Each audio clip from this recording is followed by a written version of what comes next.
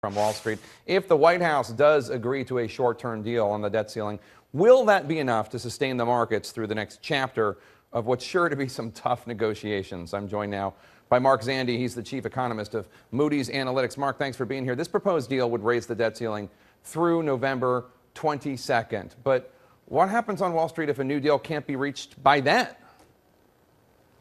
Well, it's a good question, and certainly the angst created by all the uncertainty between now and then means I think it's going to be tough sledding for the market. It had a great day today, but I think there's going to be a lot of ups and downs in the market over the next few days, few weeks, until they actually nail this thing down more concretely. Now, Allison mentioned that the market reacted well today, even though there was some bad news as we are starting to see the results of the government shutdown. Not just the added to people who are not getting paid, but the residual effects. And I'm wondering if the government continues to stay shut down, as seems to be the current Republican plan in the House, will that sway how investors react to even a short-term debt ceiling deal?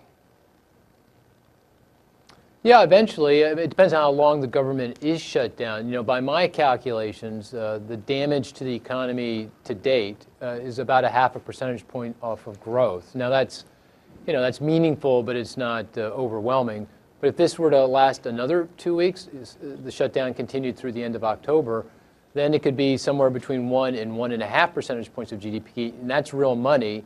And if it extended into November, just abstracting even from the debt limit, then we get pretty close to stall speed. The economy stalls out. So the shutdown by itself, even if we take the debt limit off the table as an immediate threat, will start to do some real damage. Already is. Now, our viewers care about the stock market because largely they view it as a way to judge whether hiring will improve in this country, and also because many people have retirement accounts. When can we start to exhale? When do you think there is a time when we can start to think things are going to be back on track and we don't have to be as nervous about what's going on in Washington? Well, as soon as we're not talking about it on CNN, to be frank, I mean, as soon as Washington can push the debt limit off enough into the future and fund the government for at least, the fiscal year, and then Washington gets off the front pages, I think that's when we exhale.